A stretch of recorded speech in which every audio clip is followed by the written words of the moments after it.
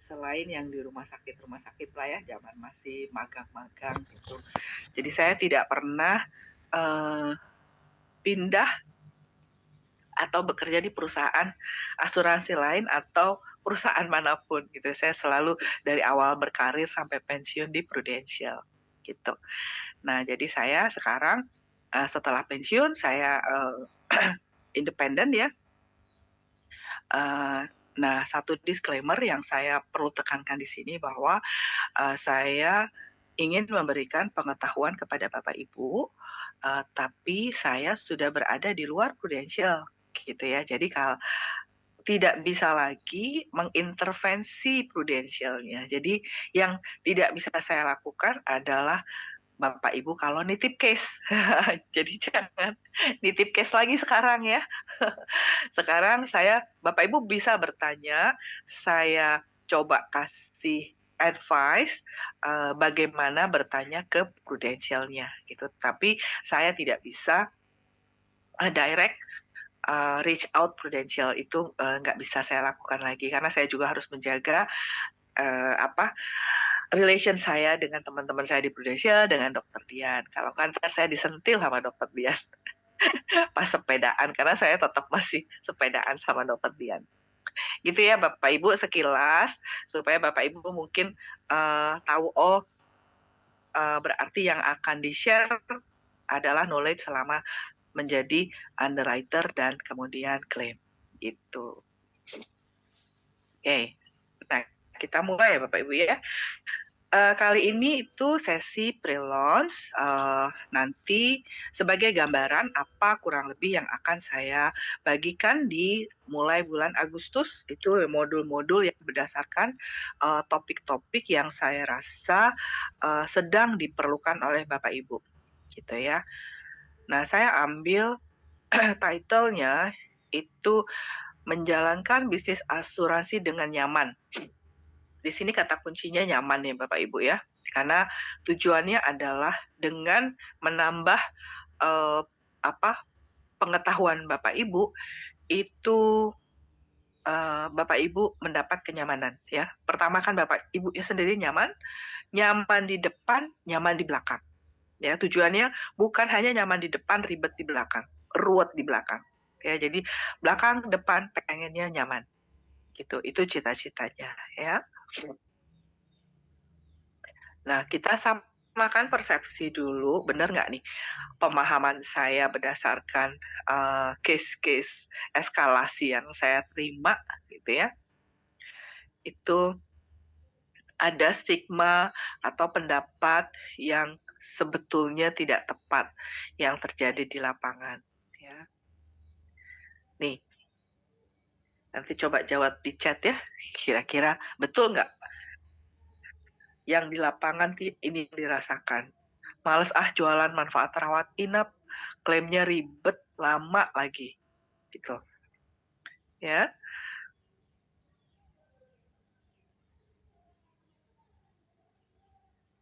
Terus apalagi?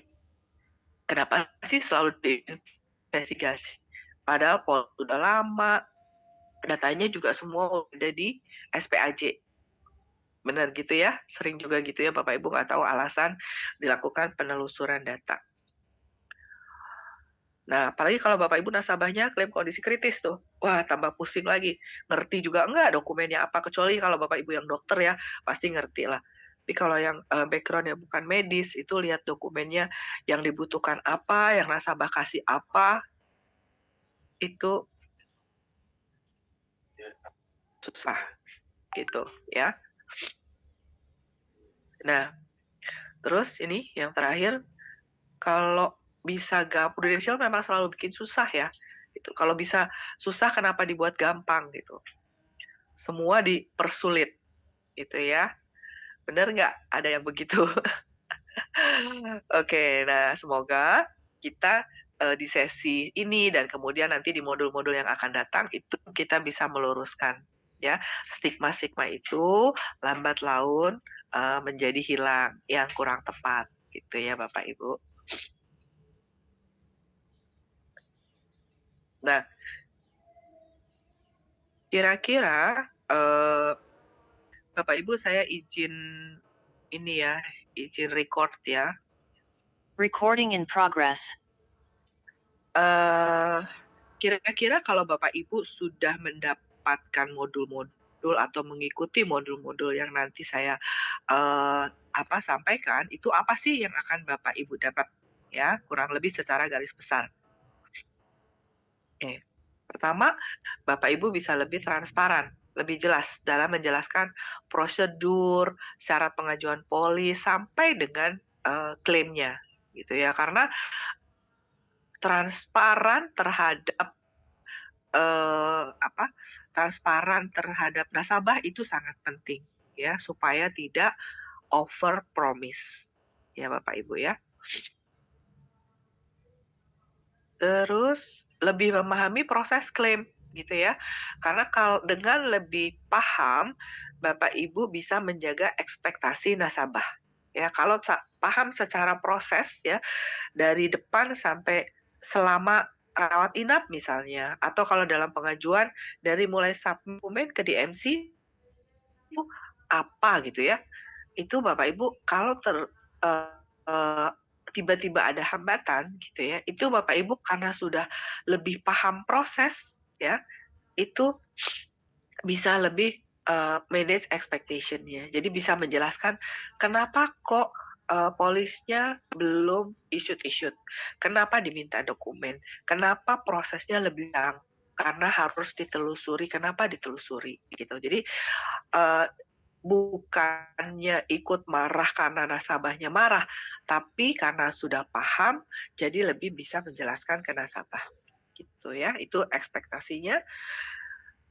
Nah, dengan memahami semua itu, otomatis bisa lebih percaya diri pada saat, terutama pada saat mendampingi nasabah klaim, gitu ya.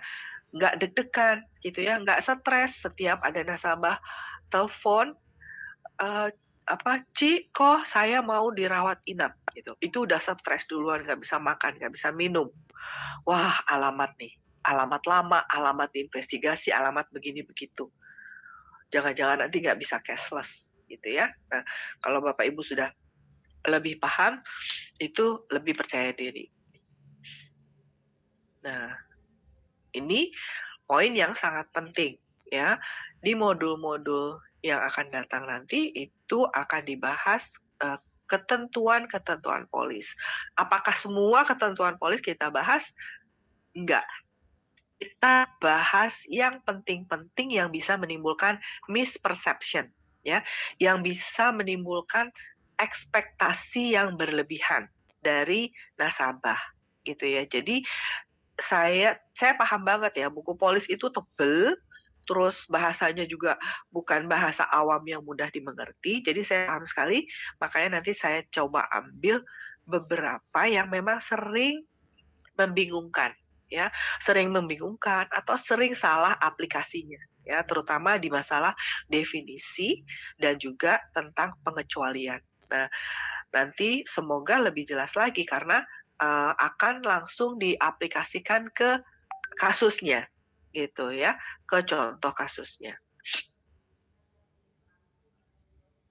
Oke, nah ini juga nggak kalah penting ya Bapak Ibu ngalamin sendiri ya, yang namanya komunikasi itu sangat penting. Salah kita tanya, kita dapat jawaban yang salah. Salah kita tanya ke orang yang tidak tepat, akhirnya kita tidak mendapat jawaban yang diharapkan gitu. Nah ini nanti juga ada modul bagaimana caranya bertanya untuk kalau bisa 1 kali bertanya itu udah komplit dapat jawabannya ya, gitu. Lanjut ya Bapak Ibu. Nah, itu tadi kan modul-modul atau apa yang akan Bapak dapatkan kalau sudah mengikuti modul-modul. Nah, untuk kali ini di sesi pre-launch ini, saya ambil beberapa saja dan belum terlalu detail gitu ya, dari awal sampai akhir ini kurang lebih ada 6 ya. 1 tentang pengetahuan ya, pentingnya membekali pengetahuan karena memang itu pengetahuan adalah dasar dari percaya diri ya, percaya diri Bapak Ibu. kemudian fakta, ya fakta-fakta yang sekarang ini ada, ya Bapak Ibu juga yakin ya bahwa saya memahami apa yang ada sekarang di lapangan. Sehingga dengan saya memahami artinya materi yang akan saya sampaikan adalah sesuai dengan fakta-fakta atau hal-hal yang menyulitkan Bapak Ibu. Jadi tidak hanya teoritis, gitu ya. Kemudian beberapa pengetahuan minimum aja yang perlu dikuasai, karena mengharapkan Bapak Ibu memahami semuanya dari buku polis, dari proses, itu adalah sesuatu yang kayaknya sulit gitu ya. Paham bahwa Bapak Ibu juga ada priority lain, yaitu membangun network, ya, membangun leader gitu ya. Jadi kalaupun saya punya cita-cita supaya Bapak Ibu ini pengetahuannya bertambah, itu pastinya harus di filter mana yang betul-betul basic yang harus diketahui ya, daripada cita-citanya ketinggian gitu ya, biar tahu semua tapi itu tidak memungkinkan. Terus apa sih dampak ketidaksesuaian data pada SPAJ ya? Data di SPAJ kalau nggak sesuai nanti apa dampaknya saat klaim gitu ya, atau terhadap kelangsungan polisnya. Kemudian tentang riwayat medis itu sebetulnya penting nggak sih, yang mana sih yang harus ditulis dan mana yang nggak ditulis ya.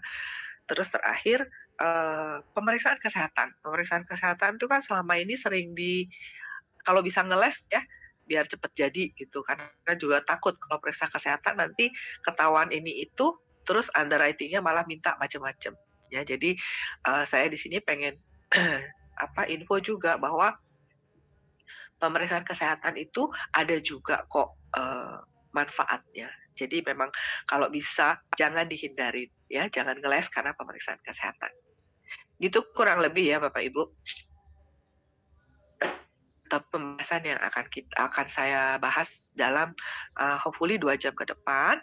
Saya izin untuk Q&A-nya di pool di belakang, kira-kira 15 menit di belakang, karena berdasarkan yang lalu ya, sesi yang lalu, kalau saya di-interrupt dengan pertanyaan, itu nanti nggak semua bahannya ke-deliver ya.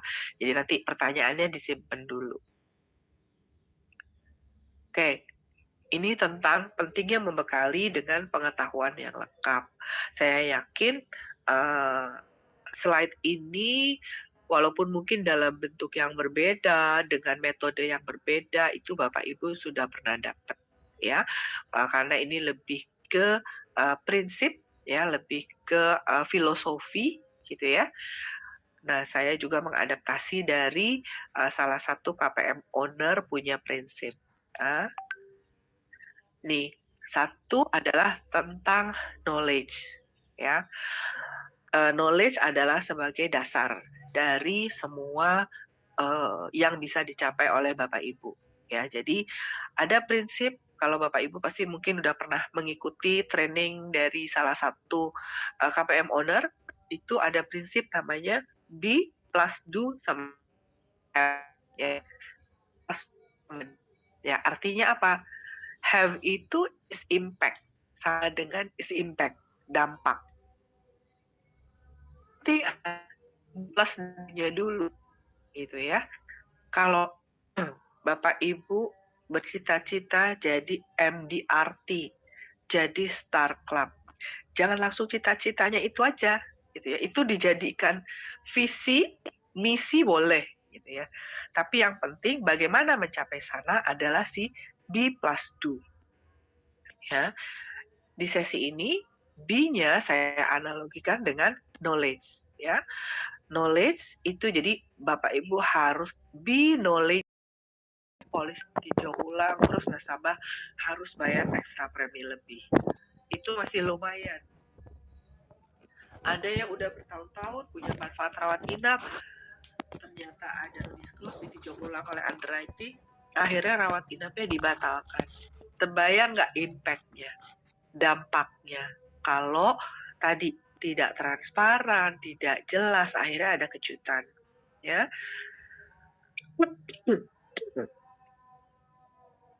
Nah, Kemudian berdasarkan knowledge yang Bapak miliki juga, akhirnya Bapak Ibu confidence melakukan, karena pada saat Bapak Ibu closing itu kan janjinya adalah membuat nasabah Bapak Ibu nyaman pada saat membutuhkan. Orang beli asuransi pastinya pengen mendapat kepastian dan kenyamanan pada saat klaim, ya. Dan dengan pendampingan dari tenaga pemasar dengan yang dulu janji-janji gitu. Ya, Prudential itu selalu mengadakan survei ya setiap bulan. Surveinya setiap hari ke nasabah ya, ada link yang dikirim ke nasabah. Surveinya berisi tentang performance Prudential, performance operation, pokoknya departemen-departemen yang bersinggungan langsung dengan nasabah, termasuk juga pertanyaan tentang tenaga pemasarnya. Nah, kalau operation pasti komplain ada, acknowledge juga ada ya. Nah, demikian juga untuk tenaga pemasar. Beberapa yang memberikan feedback itu atau komplain lah ya, itu adalah berkaitan dengan pendampingan tenaga pemasar ya pada saat klaim.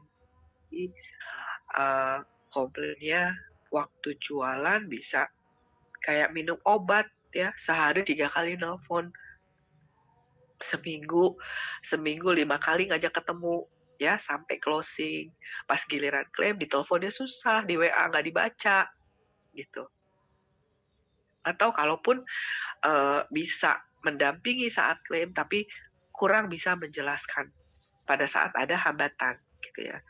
Nggak bisa menjelaskan, jadi selalu harus bertanya dulu, gitu. Nah, itu service-nya. Nah, kalau sudah do tadi, nah ini adalah have-nya, ini adalah impact, betul nggak? Ya, Bapak Ibu udah memberikan service yang excellent, otomatis ini adalah impact, nggak usah dikejar-kejar, nggak usah dicari-cari. Ya, pasti Bapak Ibu akan mendapatkan nasabah yang loyal, yang attach, yang akan mereferensikan Bapak Ibu ke networknya. Jadi network Bapak Ibu juga menjadi lebih luas. Ya, nah sekarang kalau dibuat matematikanya nih, kalau Bapak Ibu pengen kepuasan nasabah ini levelnya 1000 misalnya ya, angkanya 1000, untuk bisa mendapatkan 1000 itu kan bisa 10 kali 100 ya, knowledge-nya 10, do-nya 100, atau sebaliknya, knowledge-nya yang 100, kerjanya yang lebih dikit. Hasilnya sama-sama 1000. Nah, kira-kira Bapak Ibu pilihnya yang mana? Mau pengetahuannya diperbanyak supaya Bapak Ibu kerjanya lebih ringan, ya kan? Atau ya udah seadanya aja lah, knowledge-nya yang penting-penting aja, tapi nanti pada saat dibutuhkan kerja Bapak Ibu lebih berat. Ya, pilihannya yang mana? Contoh yang sangat sering terjadi ya karena saya diklaim. Bapak Ibu nasabahnya dirawat di rumah sakit. Terus apes nih, polisnya belum 2 tahun. Terus diagnosanya stroke. Kira-kira apa yang terjadi? Penjaminannya lancar nggak? Ya kan? Pasti nggak lancar. Malah mungkin nggak bisa cashless. Karena apa? Karena stroke, kondisi kronis, belum 2 tahun, pasti dilakukan verifikasi data. Ya. Nah, kalau Bapak Ibu belum tahu sekarang, verifikasi data tuh prosesnya kayak apa sih? Kenapa lama banget sih sampai perlu berhari-hari verifikasi data doang? Kan nasabah itu udah sakit, stroke, harus dirawat, dikasih treatment, gitu ya. Masa nunggu penelusuran data sampai perlu lebih dari 1 hari? Nah, pertanyaan-pertanyaan itu karena apa? Karena belum paham apa sebenarnya yang terjadi, apa yang dilakukan oleh tim PMN pada saat dibilang bahwa ada penelusuran data. Kenapa nggak bisa langsung dilakukan? Kenapa harus nanti 3 hari kemudian baru ada hasil? Kan sakitnya ini nggak bisa nunggu, gitu ya. Nah, kalau Bapak Ibu sudah paham, ini contohnya ya, pasiennya datang hari Jumat, ya masuk rumah sakit apa tuh hari Jumat pokoknya. Kalau hari Jumat cashless, ya, terus penyakit kronis, Bapak Ibu udah saya kasih tahu dari sekarang. Siap-siap untuk klaimnya atau keputusannya, penjaminannya itu tidak bisa didapat hari itu, bahkan besoknya lagi, ya. Karena apa? Kalau ada penelusuran data awal itu ke bagian medical record rumah sakit, ya. Nah, bagian medical record rumah sakit hanya bisa diakses pada dan hari kerja, pada jam kerja dan hari kerja. Jadi kalau nasabah Bapak Ibu masuk ya hari Jumat, ya jam 9 lah taruh. Begitu, dokumen baru diterima PMN jam 1 misalnya. Ya. Terus dianalisa gini gitu, jam 2 baru diputuskan harus diinvestigasi. Ya. Nah, investigasi awal itu telepon ke medical record beberapa rumah sakit. Udah tutup tuh hari Jumat. Nggak ada medical record yang buka hari Jumat lewat dari jam 1. Ya, kalau hari kerja itu bisa sampai ada yang sampai jam 3, ada yang sampai jam 4. Hari Sabtu libur medical record. Medical record kan nggak kayak ruang rawat inap di rumah sakit ya, yang buka 24 jam. 24/7. Kalau medical record ya kayak orang kantoran lainnya, cuman ada jam kerja dan hari kerja. Itu. Jadi kebayang ya kalau Bapak Ibu punya nasabah klaim penyakit kronis, polisnya masih belum 2 tahun, masuknya hari Jumat, apalagi hari Sabtu atau Minggu, udah better Bapak Ibu udah dari awal bilang, mendingan bayar dulu. Kalau memang mau cepet di treatment, mau cepet diobatin, ya. Karena mau emosi jiwa seperti apapun juga nggak akan bisa, gitu. Lain kalau penyakit akut ya, yang nggak perlu pengurusan data itu masih bisa diharapkan dapat penjaminan pada hari yang sama. Tapi kalau penyakit kronis dan harus ditelusuri datanya, nggak mungkin. Mau di-push kayak apapun, mau dieskalasi sampai manapun, nggak bisa. Ya, tetap harus nunggu. Nah, jadi tadi saya bilang, kalau Bapak Ibu sudah tahu gitu ya, udah bisa membaca situasi. Oke, ini hari Jumat, ini nggak bisa didapatkan datanya. Langsung bilang sama nasabahnya. Akhirnya di sini, di part yang dunya, Bapak Ibu nggak capek-capek buang waktu, nggak emosi jiwa, berusaha telepon.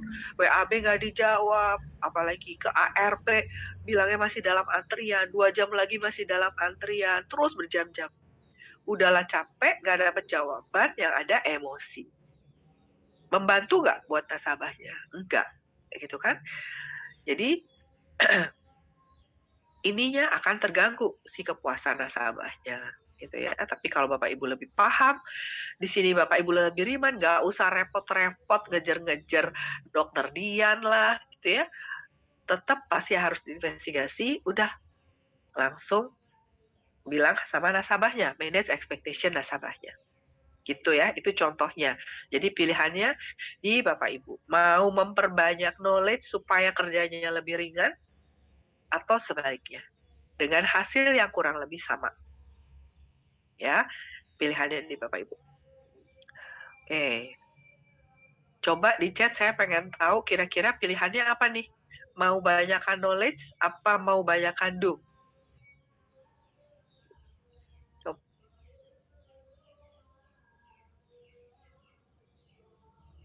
Supaya saya tahu masih pada bangun. Soalnya masih kepagian ya. Oke. Saya lanjut ya. Ya, banyak knowledge ya pastinya. Oke, sekarang kita mulai knowledge pertama ya, fakta-fakta dulu nih. Kita menyamakan persepsi. Apakah benar nih fakta-fakta yang saya tangkap selama ini itu betul yang terjadi di lapangan? Pada saat penerbitan polis.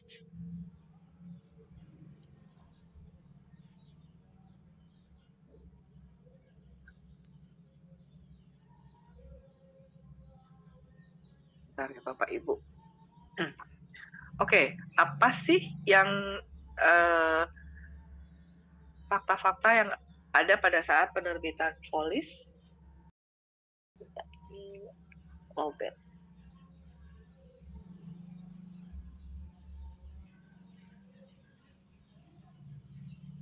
Nih, benar nggak? Permintaan dokumennya banyak banget sih, ya kan? Terus minta dokumen tambahan, dikasih yang ini minta yang itu, ya kan? Udah dikasih satu, udah 2 minggu, bukannya polisnya terbit, malah minta permintaan yang lainnya, ya. Nah, Bapak Ibu, kalau Bapak Ibu di sini kan pastinya udah cukup lama ya di Prudential gitu ya. Nah, kenapa Bapak Ibu memilih bergabungnya dengan Prudential? Pasti karena satu ya percaya sama leadernya pasti. Ya. Nanti mama ambil berapa? Tapi pasti juga karena percaya ke. Woi Allah. Ada yang bocor. Percaya juga kepada Prudentialnya, benar nggak? Ya.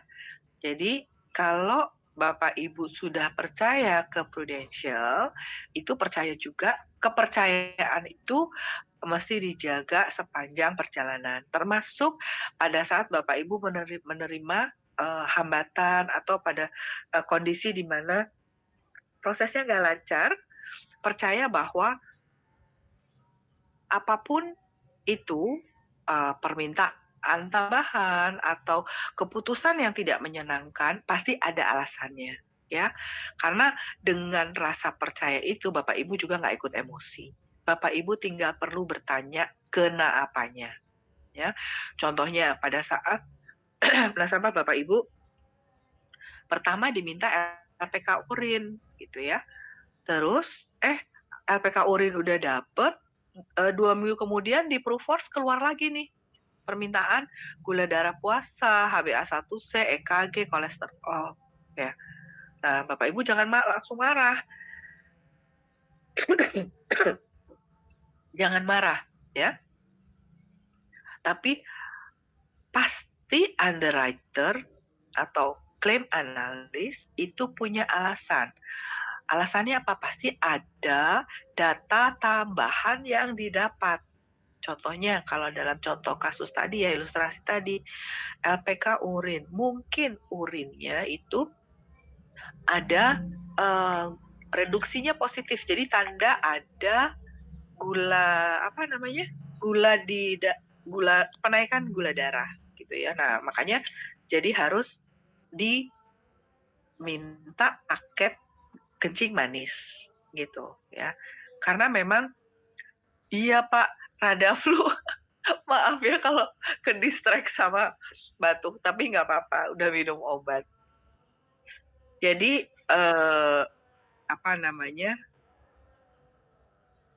secara common practice, secara SOP ya, underwriting nggak boleh ngada-ngada ya. Minta sesuatu nggak boleh ngada-ngada ya, harus sesuai SOP. Kalau suatu saat misalnya ya apes ada yang human error di mana-mana ada ya.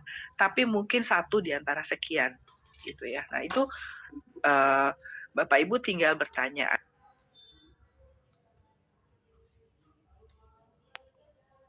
Jadi tanya sama underwriting lewat WAB gitu kan. Apakah ada data tambahan sehingga diminta lagi pemeriksaan 1, 2, 3, 4 gitu ya. Nggak usah pakai emosi, nggak usah pakai marah-marah ya gitu. Karena nanti kalau Bapak Ibu marah-marah malahan Bapak Ibu yang kena darah tinggi ntar. Terus dokternya nggak ngasih hasil medis, kok diminta sih ya. Nah, ini lagi-lagi underwriter itu bekerja berdasarkan SOP. Jadi secara SOP harusnya kalau sakit ini itu ada hasil 1, 2, 3, 4 ya.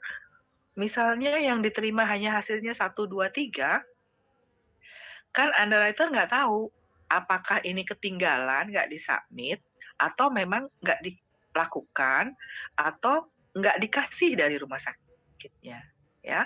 Jadi pada saat misalnya nih, orang nasabah dengan riwayat sakit kepala berulang. Nah, secara underwriter mungkin di situ SOP-nya harus minta hasil MRI. Sangat mungkin dokter minta pemeriksaan MRI, tapi nggak disubmit.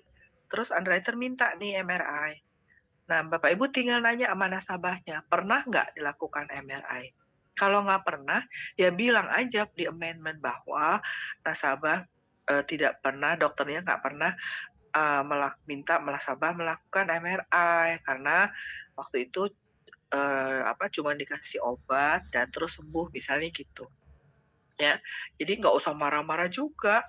Orang dokternya aja nggak minta kok, underwriter sok-sok tahuan minta MRI.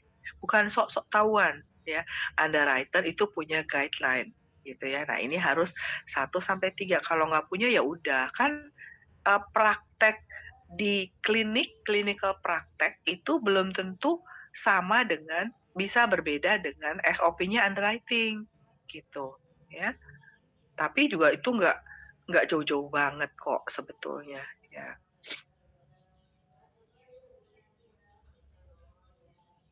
Apalagi nih, nah ini mirip tadi kan, nggak diperiksa, ya kan, waktu konsultasi, waktu rawat inap itu nggak diperiksa. Kenapa diminta? Itu sama aja tadi. Kalau tadi bisa jadi diperiksa tapi belum dikasih. Contohnya apa sih? Yang diperiksa belum dikasih itu hasil PA, ya.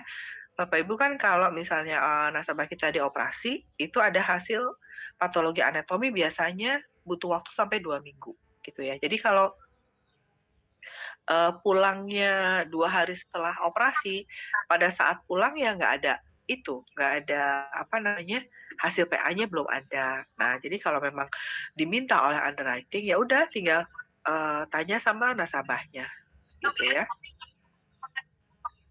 Oke. Terus apa lagi? Nah, ini yang tadi ya, sudah dilakukan pemeriksaan jadi LPK urin,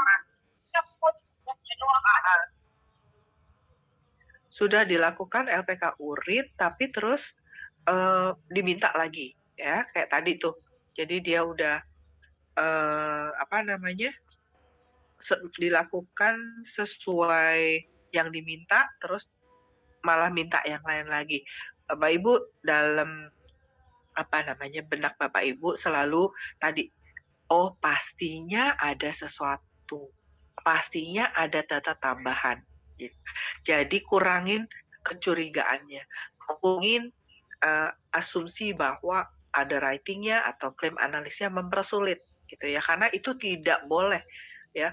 Kita tuh nggak boleh meminta sesuatu yang tidak diperlukan, karena baik underwriting maupun claim analis itu ada yang namanya performance review, gitu ya. Jadi kalau ada komplain terus ternyata disebabkan oleh tadi unnecessary requirement, itu dia dapat nilai, ya, error. Nah, itu mempengaruhi performance review-nya nanti, ya. Jadi bisa ngurangin urin EKG, gitu ya.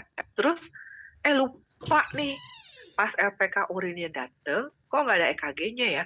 Terus pas dilihat di catatan requirement tuh di sistem, oh memang gue lupa nih minta EKG-nya. Itu dia nggak boleh, hanya karena dia lupa, dia susulin EKG-nya, ya. Karena selalu ditekankan bahwa requirement, kecuali sangat diperlukan, apalagi requirement ketiga, itu. Ya, jadi kalau misalnya tadi human error namanya, lupa nih gitu ya, itu dia harus ke leader, ya, harus bawa ke leader, harus jelaskan bahwa saya lupa nih ini. Nah, nanti leader diharapkan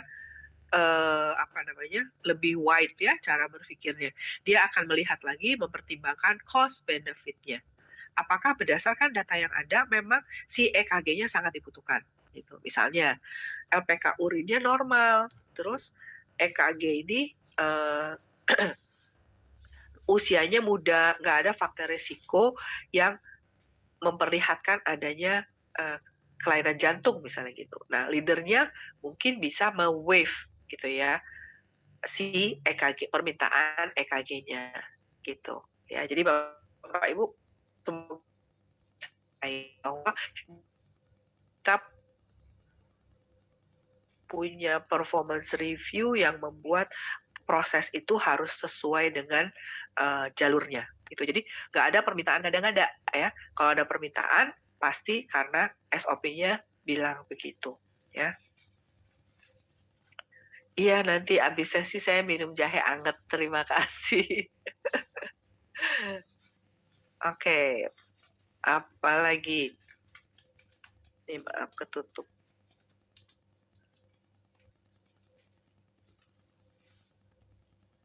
Ya, ini. Kenapa diberikan keputusan substandard? Ya, orangnya sehat-sehat kok, ya. Sehat itu persepsi kita ya. Kadang definisi sehatnya kalau orang bisa melakukan ini itu gitu ya. Itu definisi sehat gitu ya. Tapi sebetulnya ada kan kondisi-kondisi yang memang belum bergejala sehingga mengganggu fungsi gitu. Jadi ya kelihatannya sehat. Itu satu. Kedua, ada kondisi-kondisi atau riwayat medis yang resikonya jangka panjang gitu. Contoh nih ya, salah satu case saya pakai contoh ini berulang memang. Nasabah Bapak Ibu pada saat ketemu sama Bapak Ibu udah sehat, seger buger gitu ya. Tapi pas tanya jawab SPAJ, dia bilang pernah berapa bulan yang lalu gitu ya, 2 bulan yang lalu pernah terbentur kepalanya dan ke rumah sakit gitu. Terus dinyatakan tuh sama Bapak Ibu ya di SPAJ. Ada hasil MRI-nya juga, MRI otaknya. Nah, terus tuh sama underwriting dipospon. Bapak Ibu pasti bingung kan? Lah, orang cuman kejedot doang sampai dipospon, sampai nggak bisa gitu ya. Orangnya aja udah nge-gym, udah kerja, balik kerja gitu. Nah, karena Bapak Ibu mungkin belum paham bahwa secara guideline-nya underwriting, yang namanya kejedot itu termasuk minor head injury. Minor head injury itu dipospon 6 bulan. Gitu. That's why kenapa dipospon. Kenapa kok minor head injury dipospon, orangnya udah nggak apa-apa? Karena semua keputusan underwriting itu dibuat secara statistik ya. SOP atau guideline keputusan yang diberikan underwriting itu bukan underwriting yang bikin ya, bukan underwriting department yang bikin. Yang bikin apa? Reasuransi. Jadi ada guideline-nya, itu reasuransi yang bikin. Makanya kadang keputusan satu asuransi dengan asuransi lain berbeda karena mungkin guideline-nya yang dibuat oleh masing-masing reasuransinya gitu. Nah, reasuransi bikin guideline-nya dari mana? Dia berdasarkan statistik ya. Ada statistik morbidity, ada statistik mortality ya. Jadi angka kesakitan dan angka kematian. Benar bahwa kejedot itu minor head injury, harusnya nggak kenapa-kenapa. Tapi berdasarkan statistik gitu ya, ini saya ngarang ya, tapi kurang lebih begini kerjanya. Dari 100 orang yang head injury, minor head injury, sekian persen itu mengalami kelanjutan dari si minor head injury. Menjadi misalnya yang paling dekat adalah menjadi geger otak beneran gitu. Memang sebagian juga ada yang beneran minor jadi nggak kenapa-kenapa gitu. Tapi sebagai perusahaan asuransi yang mengcover resiko nasabah jangka panjang, ya statistik itu yang berbicara. Makanya secara statistik dinyatakan bahwa minor head injury itu postpone dulu 6 bulan. Karena 6 bulan adalah periode aman untuk menunggu memastikan ada tidaknya dampak penyerta dari si minor kejedot tadi gitu ya. Itu. Jadi memang benar akan selalu ada perbedaan kalau kita hasil medis dibaca oleh underwriting dengan hasil medis dibaca sama dokter praktek, ya. Karena apa? Kalau Bapak Ibu, saya praktek, terus lihat orang dengan kelenjar lemak deh, lipom ya. Lipom, Bapak Ibu tahu ya, lipom, kelenjar lemak di kulit tuh. Pasti pas periksa ke saya, "Dok, ini tumor ganas nggak sih, Dok? Kenapa-kenapa nggak sih?" Gitu ya. Pasti saya akan bilang, "Oh, nggak apa-apa, itu mah jinak biasa, udah lama kan sebesar itu, nggak makin membesar, udah itu mah nggak apa-apa." Terus saya obatin, nggak juga, ya kan? Orang ke sayanya karena batuk pilek misalnya, saya nggak akan obatin itu kelenjar lemaknya, gitu ya. Memang nggak ada obatnya juga selain diambil, ya, dipotong tuh si kelenjar lemaknya. Nah, tapi buat asuransi yang kata dokter praktek nggak apa-apa, penting nggak itu? Penting, karena semua yang akan kemungkinan membutuhkan perawatan, termasuk operasi pengangkatan, gitu ya, yaitu nanti bisa diklaim kan, gitu, ya. Itu sebabnya Bapak Ibu harus membedakan persepsi atau analisa dokter yang ketemunya saat itu, ya kan, setelah selesai konsultasi, tanggung jawabnya selesai, dengan asuransi yang menganalisa dokumen medis dan harus berpikir jangka panjang. Karena tanggung jawab dan kontrak dengan nasabahnya itu long term, ya kan? Jangka panjang yang kondisi yang sekarang katanya nggak apa-apa, itu bisa terjadi perburukan misalnya atau perubahan sifat si tumor tadi, gitu ya Bapak Ibu. Jadi bisa berbeda. Jadi jangan, kan sering tuh bilang, "Kata dokter saya nggak apa-apa tuh," gitu. Iya nggak apa-apa, memang nggak apa-apa. Kalau cuman sekarang ya nggak apa-apa, gitu ya.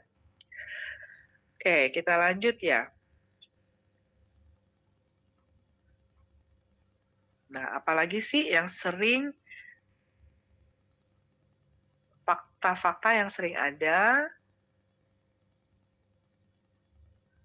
Nah, ini ya, orang nggak pernah ditanya waktu di SPAJ, kok dibilang ada non-disclose? Gitu, benar nggak?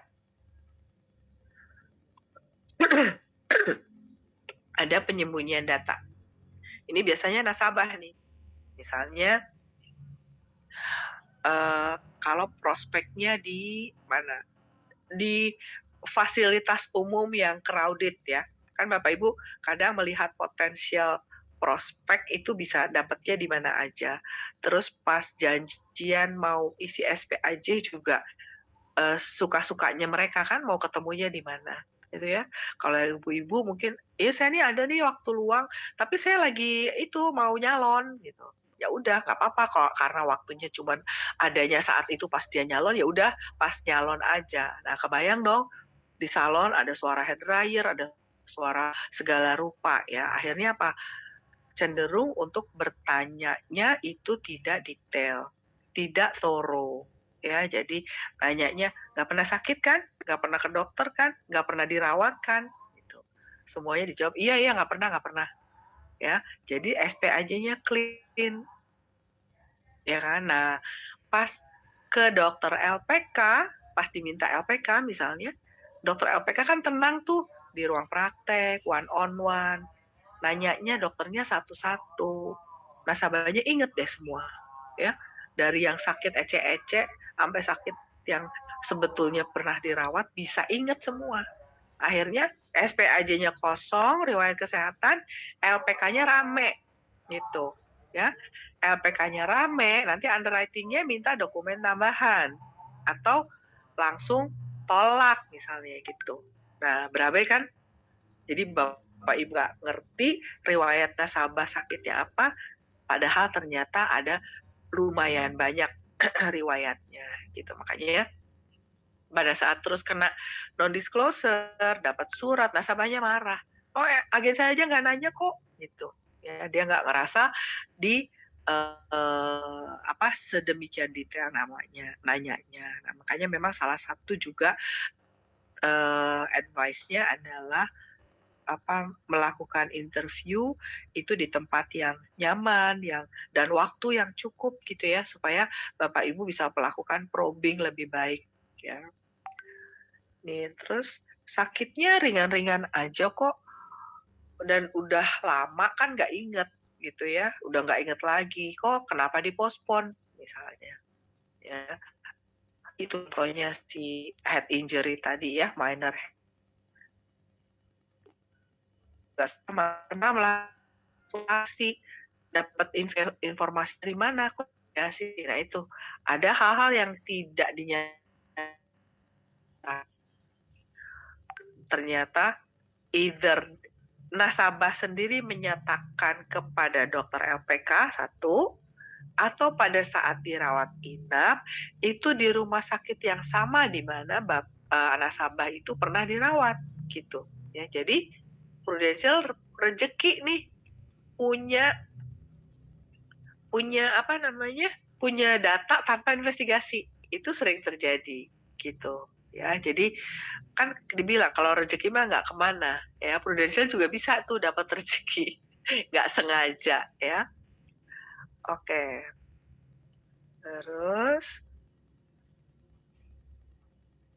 nah ini tadi salah satu modul yang akan saya sampaikan juga, dan ini pastinya nggak hanya untuk satu pertemuan ya, karena memahami ketentuan polis walaupun hanya sebagian dari polis yang tebal itu, saya estimasi mungkin bisa sampai 2 atau 3 modul, 2 atau 3 pertemuan ya. Karena cukup banyak pembahasannya dari mulai definisi sampai pengecualian gitu. Ini kan yang terjadi sekarang ya. Males polisnya tebel banget, baca bahasanya bahasa legal, mendingan juga jualan ya daripada spend time buat baca polis ya nggak. Belum lagi nggak ngerti tuh bahasanya, bahasa legal gitu. Jadi ya udah, polisnya disimpan aja di dalam laci gitu. Tuh nasabah sering gitu ya, kita juga gitu, aku juga gitu sih ya.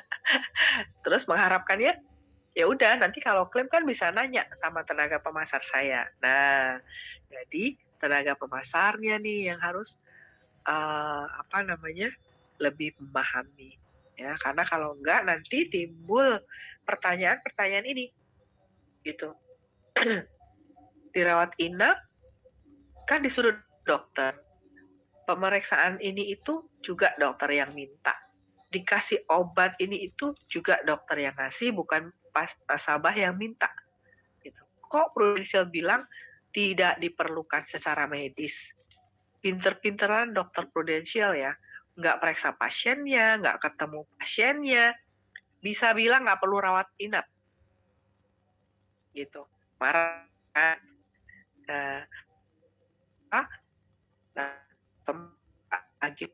Itu ada definisi diperlukan secara medis. Coba itu dulu satu, pahami satu dulu, itu diperlukan secara medis ya. Nanti pas saya mau tentuan polis, Bapak Ibu bisa discuss dengan knowledge Bapak Ibu udah baca ya, terus udah pernah juga mengalami misalnya hambatan yang terkait dengan si diperlukan secara medis ya. Di situ ada salah satunya adalah tidak untuk jadi perawatan dan lain-lain, tidak untuk menguntungkan rumah sakit atau dokter. Dan menentukan diperlukan secara medis, misalnya rawat inap. Emang apakah semua yang disunter dikasih pengantin itu sama dengan rawat inapnya Prudential ya? Jadi seseorang dirawat inap itu ada standarnya ya, yang harusnya sebetulnya sama, acuan kita sama, baik di asuransi maupun di clinical practice. Misalnya orang dengan sakit ya, itu ada derajat sakitnya. derajat sakit berapa yang sampai harus dirawat inap. Skala sakit itu dari 0 sampai 10. Kalau Bapak Ibu dokter biasanya suka ada yang dokter yang punya emoticon tuh kan, yang nunjukin rasa sakit. Kalau nggak bisa ngira-ngira pakai skala angka, itu pakai gambar wajah. Ya ada yang cuma nyengir meringis gitu-gitu. Nah, itu ada skalanya tuh, skala berapa yang memang harus rawat inap, skala berapa yang bisa rawat jalan. Kenapa rawat inap? Karena memang untuk mengurangi rasa sakitnya itu nggak bisa hanya dikasih anti sakit yang oral gitu ya, nggak bisa. Itu satu, itu kedua juga rasa sakitnya disebabkan kondisi lainnya yang mengkhawatirkan. Jadi memang nggak bisa rawat jalan gitu ya. Terus pemeriksaan gitu ya, pemeriksaan dokternya minta periksanya ada 4. Kok Prudential hanya bayar 1, yang 3-nya nggak dibayar lagi ya. Itu juga sama, baca definisi diperlukan secara medis. Ada yang mengatakan bahwa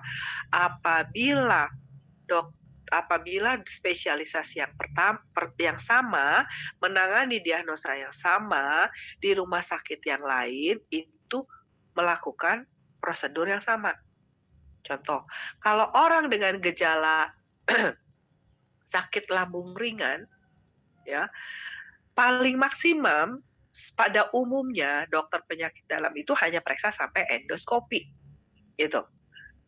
Ya, hanya dalam kondisi sangat berat gejalanya barulah dilakukan yang lain-lainnya dari endoskopi.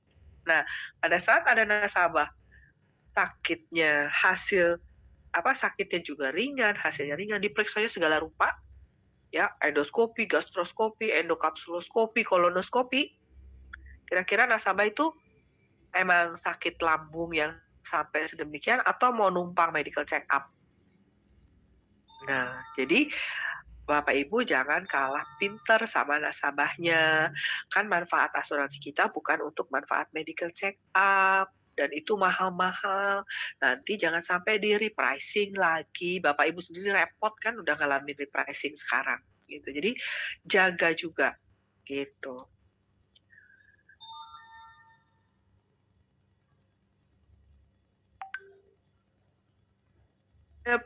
Ada beberapa yang lainnya nih ya. Kayak obat. Obat yang ngasih kan dokter. Nah, kenapa dibilang nggak perlu gitu ya? Kenapa bilang nggak perlu? Bapak Ibu, ada cukup banyak kasus-kasus yang numpang beli obat. Bukan numpang beli obat pun, numpang dapat obat gratis. Sakitnya diare, pulang-pulang, dokternya ngeresepin obat kencing manis sampai untuk 3 bulan ke depan. Atau obat darah tinggi atau hiperkolesterol ya. Kebanyakan itu obat-obat yang kronis gitu ya, yang memang mereka harus minum gitu ya, minumnya selamanya gitu. Sementara kalau harus beli kan mahal. Jadi ya udah diare dulu deh, diare dirawat 3 hari, nanti pulangnya dapat obat rutin dia 3 bulan. Nah, kita nggak mau kan Prudential dibocorin untuk hal begitu. Ya, jadi obat boleh dikasih untuk obat rawat jalannya gitu, tapi ya sesuai dong sama dulu rawat inapnya sakitnya kenapa, ya. Gitu. Oke.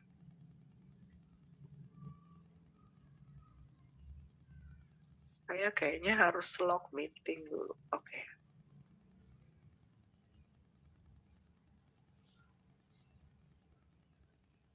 Oke, ini fakta-fakta yang berkaitan dengan komunikasi nih ya. Ini Bapak Ibu sering juga kan ya ngalamin kesulitan. Sebentar Bapak. Nah, ini benar nggak Bapak Ibu ngalamin nih? Udah 2 jam penjaminannya nggak keluar-keluar juga, ya kan? Terus masih nunggu kekurangan dokumen. Tapi kalau nanya ke rumah sakit bilangnya Prudentialnya yang belum kirim. Jadi kita di pingpong ke sana kemari ya. Terus nggak jelas juga berapa lama lagi harus nunggu. Bilang asuransinya yang belum kirim. tanya ke ARP bilangnya rumah sakitnya yang belum menganalisa atau kasih balikan lagi ke Prudential ya. Jadi Bapak Ibu di posisi yang bingung. Jadi gua harus nanyanya kemana, ngejarnya kemana ya. Dan nanti dijelasin di modul perawatan secara cashless apa yang kira-kira bisa Bapak Ibu lakukan untuk push the process, untuk mempercepat prosesnya ya. Apakah artinya Bapak Ibu itu atau artinya PMN melimpahkan tanggung jawab ke Bapak Ibu sebagai tenaga pemasar ya dengan harus ngejar-ngejar dokumennya sampai mana? Nggak begitu. Ya, pilihannya ada di Bapak Ibu.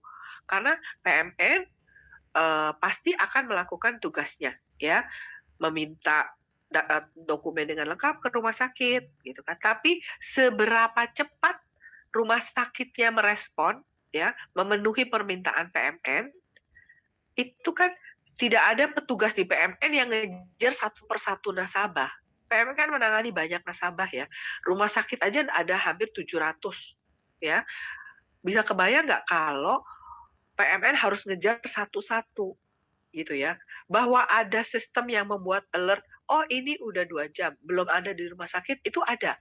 Sehingga terus di follow up gitu. Tapi yang tahu kondisi di rumah sakit, seberapa upsetnya, seberapa keselnya, seberapa marahnya nasabah Bapak Ibu di rumah sakit, dan yang ditelepon sama nasabah kan Bapak Ibu. Ya.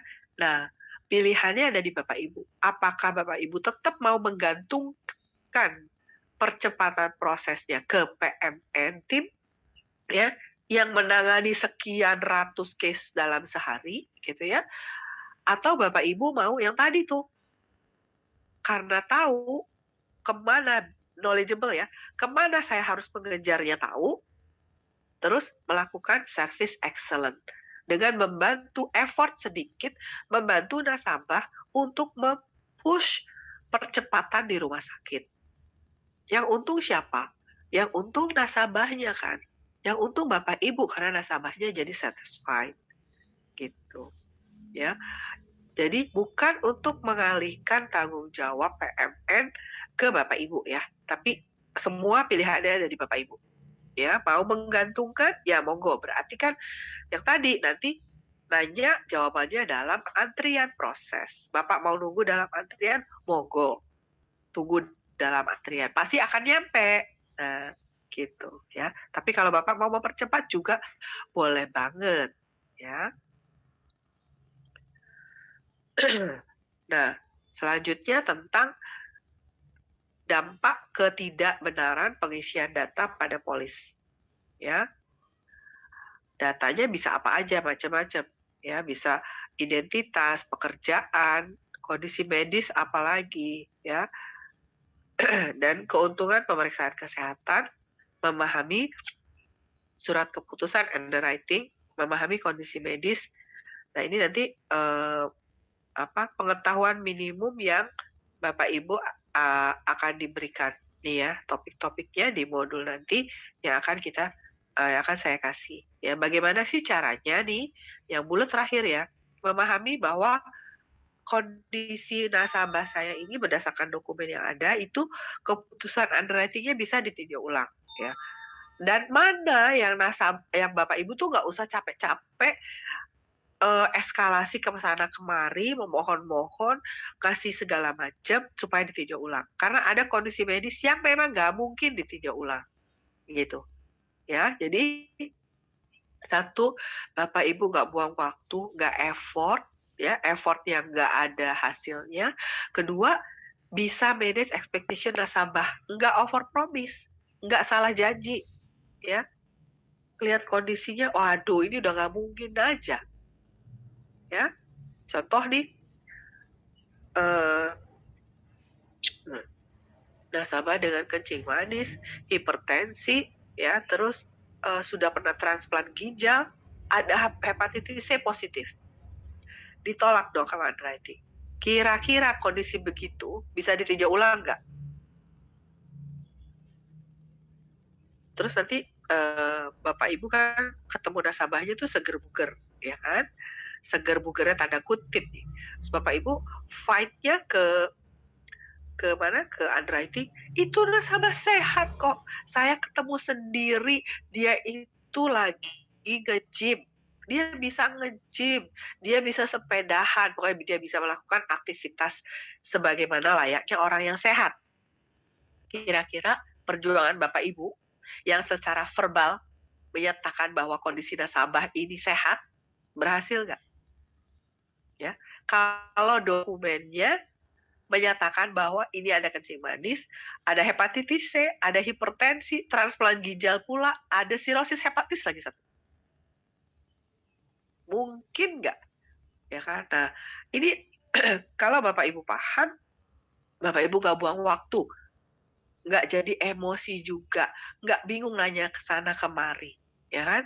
Kan kalau Bapak Ibu nanya ke siapa, ARP paling banter bisa di reach out gitu ya, itu mungkin ada yang bisa menjelaskan bahwa itu nggak mungkin ditinjau ulang, ada juga yang ya udah nanti disampaikan. Akhirnya Bapak Ibu jadi nunggu kan, gitu. Padahal kalau Bapak Ibu paham bahwa ini loh kondisi yang nggak usah dikejar-kejar ke sana kemari, nggak mungkin bakal ditinjau ulang. Itu kan lebih baik, benar nggak? Gitu, ya. Jadi memahami apa yang harus dilakukan dan tidak perlu dilakukan. Nah, ini salah satu prinsip ya, bersakit-sakit dahulu, bersenang-senang kemudian. Ini dari zaman kita SD udah tahu ya. Nah, jangan dibalik, jangan bersenang-senang dulu baru bersakit-sakit ya. Itu nggak bener banget. Oke, nah ini saya coba bahas beberapa aja sedikit, belum terlalu dalam ya, tentang apa sih dampaknya kalau data-data di SPAJ tidak sesuai ya. Contohnya nih, nama di SPAJ itu nggak sesuai sama KTP, akte lahir, dan lain-lain ya. Yang jelas ini akan terjadi prolong proses, baik pada saat pengajuan polis ya, atau nanti pada saat klaim. Ya, ini banyak terjadi pada saat biasanya nasabahnya pernah ganti nama dari nama Chinese ke nama Indonesia gitu ya. Bisa jadi SPAJ sama KTP udah sama gitu ya, tapi nanti pas saat klaim somehow di rumah sakit daftarnya mungkin pakai nama Chinese-nya. Nah, akhirnya kan by dokumen ini orang yang berbeda dong gitu. Nah, untuk mendapatkan dokumen yang mensupport bahwa yang ke rumah sakit adalah orang yang sama yang punya polis, itu ruwet banget ya. Pengalaman saya itu bisa takes berbulan-bulan, karena biasanya apalagi kalau yang udah usia lanjut itu dokumen pendukungnya nggak ada tuh, akte lahirnya nggak ada, surat ganti namanya juga nggak ada gitu. Jadi dipastikan di awal proses apabila menemukan kemungkinan nasabah Bapak Ibu berganti nama itu untuk pada saat itu juga minta supporting dokumennya supaya nggak ruwet nanti pas klaimnya gitu ya. Nah, ini usia tidak sama dengan KTP ya. Ini bukan cerita bohong ya, bahwa kita banyak menemukan umur yang nggak sesuai dengan yang sesungguhnya gitu ya. Jadi KTP-nya dipalsuin umurnya. Untuk apa? Pastinya biasanya untuk menghindari tabel medical supaya dia nggak medical. Tapi biasanya kalau orang bohong itu lupa bohongnya gitu ya. Jadi nanti pas ke rumah sakit ditanya umurnya umur sebenarnya. Jadi di rumah sakit umurnya jauh berbeda sama yang di KTP gitu. Nah, itu juga akan menghambat proses klaimnya ya. Atau nanti pas klaim meninggal, batu nisannya itu masuk umur sebenarnya, tanggal tahun lahir sebenarnya. Biasanya yang dipalsukan tahunnya doang, ya kan? Tanggal, bulan, sama tahun. Tapi nanti pas di nisan, batu nisan yang baru tuh, tahun lahirnya jauh lebih tua. Atau biasanya di foto. Kan biasanya suka ada kalau di rumah duka ada foto gitu ya. terus suka ada DOB-nya ya, date of birth-nya. Nah itu tahun lahir yang benar. Lupa bahwa waktu beli asuransi tahun lahirnya dimudain. Gitu. Akhirnya bermasalah gitu ya. Income yang di SPAJ itu tidak sesuai ya, karena income itu kan menentukan uang pertanggungan ya. Jadi dan memang di underwriting kan ada batasan sampai dengan dibutuhkan supporting dokumen yang membuktikan besarnya pendapatan, sehingga ya berdasarkan utmost good faith, ya kan, prinsip underwriting kan utmost good faith, percaya bahwa nasabah itu berniat baik, sehingga sampai dengan uang pertanggungan tertentu, apa yang dicantumkan nasabah di SPAJ itu underwriting percaya, ya. Nanti baru masalah kalau ada ketidaksesuaian data, baru masalah pada saat klaim, karena biasanya ketidaksesuaian data itu seringkali terus early death claim. Akhirnya men-trigger investigasi, ya kan? Nah, pada saat investigasi barulah didapat ketidaksesuaian dari pekerjaan dan income. Ya, biasanya yang sering itu owner dari sesuatu. Ya, owner perusahaan ini, perusahaan itu. Setelah ditelusuri ternyata bukan ownernya. Ya, ditanya sana sini, ternyata bukan owner, tapi ya memang pegawainya aja gitu ya. Itu dampaknya apa? Ya polisnya dibatalin, akan dibayar uang pertanggungannya enggak gitu ya. Karena pasal non disclose kita boleh batalkan polis. Demikian juga dengan riwayat medis ya, riwayat medis yang nggak sesuai ya pasti either ditinjau ulang ya kan, keputusan underwriting-nya bisa jadi substandard, bisa dibatalkan salah satu manfaat tambahannya, atau yang terberat dibatalkan polisnya ya. Jadi itu dampak yang sangat bahaya ya atas ketidaksesuaian. Nah ini kan yang sangat membuat tinjau polis itu membuat hubungan nasabah dengan Bapak Ibu menjadi tidak baik, ya kan? Jadi tolong dijaga kesesuaiannya.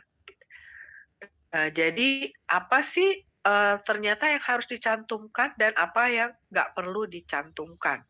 Ya kan Bapak Ibu bingung nih, bingung kesana kemari. Jadi sebenarnya apa sih yang harus dicantumkan? Nah ini sedikit tips aja. Nah ini ya Bapak Ibu. Makanya perlu proses tanya jawab yang detail. Luangkan waktu yang cukup di suasana yang tenang supaya nasabah Bapak Ibu itu punya waktu dan punya kemampuan untuk merefill kembali histori yang dia punya sebelumnya. Gitu ya. Contohnya yang harus dicantumkan itu konsultasi dokter berulang. Ya. Terus konsumsi obat-obatan rutin. Walaupun sekarang udah berhenti. Gitu. Terus rawat inap dengan atau tanpa operasi. Karena dengan dia dirawat inap berarti recordnya ada di rumah sakit. Ya, suatu saat record di rumah sakit itu bisa menjadi masalah. Gitu. Nanti dijelaskan lebih lanjut ya. Ada operasi besar maupun operasi kecil. Nah, ini yang sering dianggap nggak usah disampaikan. Ya, itu gangguan berulang yang nggak ke dokter. Ya, contohnya apa? Pas ditanya, nasabahnya bilang sering sakit kepala atau suka sakit lambung, tapi biasa aja kok, nggak pernah ke dokter. Saya paling beli Paramek di warung atau beli Promah sembuh gitu ya. Bapak Ibu jangan stop di situ ya. Jangan seneng dulu bahwa dia nggak pernah ke dokter, nggak pernah pokoknya sakitnya ringan. Lagi sampai dengan yakin ya, yakin bahwa sakitnya memang sedemikian ringannya sehingga tidak akan menyebabkan dia rawat inap dekat, karena akan jadi masalah kalau kemudian ya 30 beneran dirawat inap karena pusing atau sakit mah. Pas pusing itu dia pas ditanya sama dokter, dia bisa bilang, inget tuh, oh iya waktu itu saya memang sering sakit kepala dari tahun yang lalu. Dan saya udah bilang kok sama agent gitu, ya kan? Agentnya nggak nulis gitu kan.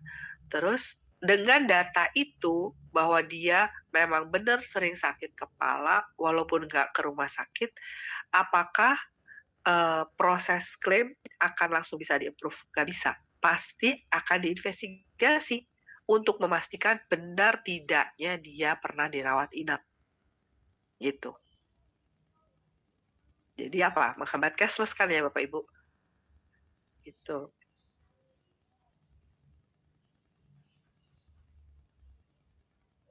Nah, padahal kalau yang tadi, si sakit kepala berulang dan nggak ke dokter itu Bapak Ibu cantumkan tuh di SPAJ, kemungkinan apa? Underwriting akan minta requirement kan? Entah minta LPK, entah minta konsul ke dokter. Nah, di situ investigasi dilakukan saat penutupan polis.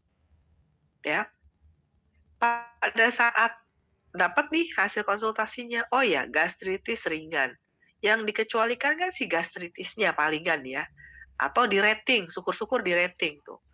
Jadi nasabah Bapak Ibu dapat keputusan yang sesuai dengan kondisinya, atau sebaliknya pas dikonsulkan ke dokter lebih lanjut, dokternya juga bilang, oh iya nggak apa-apa kok ini pusingnya pusing biasa, underwriting kasih keputusan standar. Ya, apes-apes ternyata beneran dia harus rawat inap, bisa nggak dipermasalahkan sama klaimnya?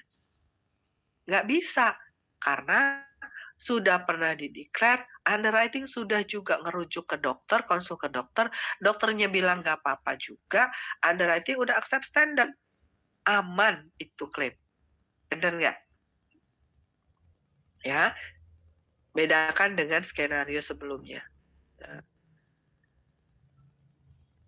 ini yang dapat ya, itu saya highlight dapat, bukan saya tegasin tidak usah, tapi dapat tidak dicantumkan.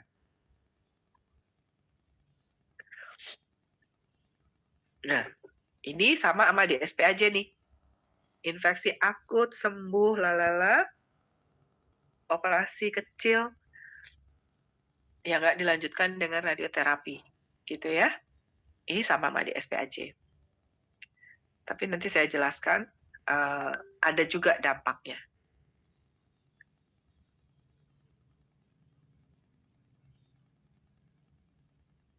Ya, jadi apapun itu, advice dari saya, kalau Bapak Ibu ragu, ya better disampaikan, better ditulis. Itu ya. Nah, ini keuntungan, emang kalau pemeriksaan kesehatan tuh ada untungnya ya, bukannya itu cuma nyusahin doang. Karena begitu ada pemeriksaan kesehatan, pasti underwriting akan memberikan keputusan substandard atau minta pemeriksaan lainnya. Ya, nih. Keuntungannya adalah Bapak Ibu tadi terhindar dari pasar non-disclosure. Seperti yang diceritain tadi, ya. Sudah pernah dideklar, sudah diperiksa, ya kan? Ya udah, kalau nanti klaim berkaitan kebetulan dengan yang tadi sudah dideklar dan diperiksa dan diterima standar, ya nggak bisa kena non-disclosure. Gitu. Untuk penyakit-penyakit yang dokternya bisa periksa ya. Kan ada penyakit yang dokter nggak bisa tahu. Kayak apa? Kencing manis, dokternya bisa nggak tahu loh kalau nggak dibilang. Ya kan? Kecuali kalau yang diamputasi atau kebetulan ada abses, ya dokternya bisa tanya absesnya karena apa. Tapi orang kencing manis sehat, seger buger nggak ngomong di LPK sama dokternya, ya dokternya nggak nulis apa-apa gitu ya. Nah untuk kondisi kayak gitu, kalau ternyata kemudian ada Prudential dapat data dia pernah kencing manis sebelum policy issued, itu kena tetap non-disclose walaupun sudah pernah LPK gitu ya. Yang bisa menghindari dari non-disclosure adalah misalnya nih apa tuh, katarak gitu ya, misalnya katarak. Dokter LPK kan harus periksa katarak, ya periksa mata. Jadi kalau misalnya gini, Bapak Ibu kalau kataraknya yang masih belum sampai putih kan Bapak Ibu nggak ngelihat ya, nggak bisa tahu juga. Nasabah bisa nggak bilang. Tapi sebagai dokter LPK, dia periksa, minimum pakai senter, dia harus bisa identifikasi bahwa ada indikasi kesuraman di lensanya yang mengarah ke katarak. Gitu. Ya, jadi setelah bulan ke-13, sudah lewat 12 bulan nih ya, terus klaim katarak gitu ya, terus ternyata kataraknya udah dari kapan tahu ya, udah dari ini, underwriting nggak bisa kasih atau klaim nggak bisa bilang non disclosure karena dia sudah LPK. Waktu dia LPK, dokternya bilang matanya normal, gitu. Beda ya sama yang kencing manis tadi. Karena kalau kencing manis, dokternya itu tidak kasat mata dengan pemeriksaan. Kalau katarak, kasat mata. Apalagi varises misalnya. Varises di kaki, orang datang pakai celana panjang, ya kan? Sebenarnya waktu LPK, medical check up, itu semuanya harus dibuka. Ya, karena kan ada pertanyaan varises. Ya, nah, kalau dokternya nggak periksa dan bilangnya nggak ada varises, ya kan? Terus kemudian ada klaim bedah varises, itu harus dibayar. Ya, karena berarti Prudential sudah, nasabah sudah periksa dan dokternya sudah periksa, pada saat itu nggak ada varises. Padahal varises itu kan nggak terjadi dalam waktu singkat. Pasti sebetulnya udah ada. Cuman dokternya nggak periksa. Gitu. Ya. Jadi itu yang apa? Salah satu keuntungan apa namanya? Periksa kesehatan. Nah, ini kalau kondisi medis ini buat nasabahnya ya. Buat nasabahnya itu bisa diagnosa dini. Jadi bisa jadi kan nasabah itu nggak bergejala, nggak tahu kalau kalau dia punya sakit tertentu, ya dengan dilakukan pemeriksaan melalui Prudential, syukur-syukur menjadi lebih awal penanganannya, treatmentnya lebih awal. Itu juga satu keuntungan ya kalau mau dibilang keuntungan. Tapi kenyataannya kita juga kadang males medical check up itu karena takut ya. Nanti ketahuan apa-apa, malah jadi kepikiran. Nah, ini yang harus diingat sih sebetulnya. Kita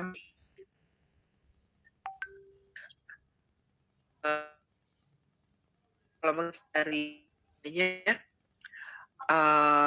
pemeriksaan medis atau ada data yang tidak disampaikan, itu harga yang harus dibayar, ya kan, lebih mahal. Ya, bayangin tadi tuh nasabah udah bertahun-tahun jadi nasabahnya ibu, udah bayar premi, nggak pernah klaim, tiba-tiba pas klaim polisnya ditinjau ulang, terus nggak bisa lagi punya manfaat rawat inap. Kira-kira hubungan Bapak Ibu bakal seperti apa tuh, ya kan? Itu kasihan banget nasabahnya sih.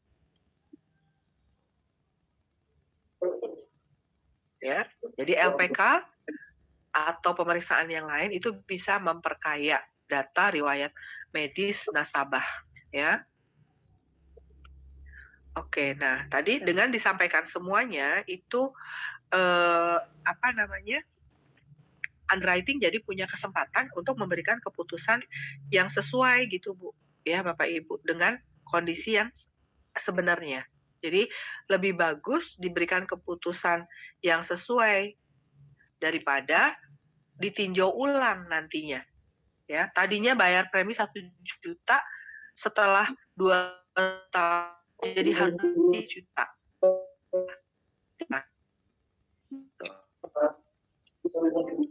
Nah, ini juga proses verifikasi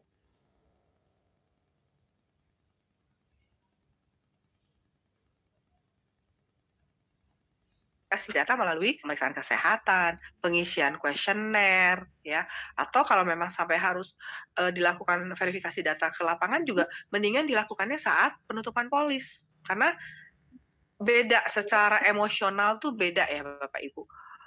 Menunggu polis issued, ya, itu nasabahnya dalam keadaan sehat kan. Palingan ngomel, lama banget sih, udah 2 minggu, udah sebulan, polis belum jadi-jadi juga. Bandingkan dengan verifikasi data saat klaim orangnya lagi sakit atau anggota keluarga sakit. Itu nunggu penjaminan di-approve, emosinya luar biasa. Gitu. Jadi juga benar banget tuh tadi ada pertanyaan, kenapa investigasi nggak dilakukan saat penutupan polis? Ya akan dilakukan kalau memang informasinya ada. Informasinya suka nggak ada. Gitu. Kan underwriting bukan cenayang, ya kan? Dia cuma on paper kerjanya. Jadi ya memang cantum di paper-paper itu yang verifikasi kita lebih lanjut. Gitu. Ya, Bapak Ibu. Sebentar nih tadi kasihan katanya ada yang mati lampunya, internetnya, terus keluar, terus karena udah saya lock, jadi nggak bisa masuk nih, saya unlock sebentar. Nah, udah selesai tuh ternyata ya Bapak Ibu. Belum. Bentar.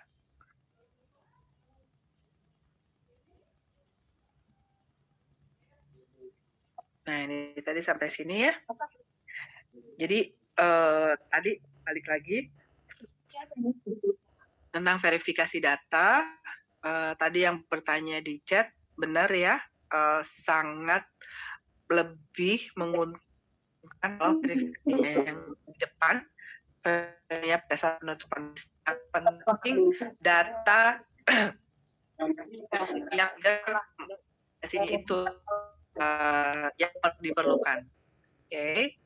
Nah, udah selesai itu Bapak itu materi pre-launch-nya dari saya. Semoga sedikit, masih banyak banget pengetahuan yang bisa didapat. Nah, sekarang apa nih? Oke, kita lanjutin ya. Jadi, thank you Pak Jo ya tadi ya.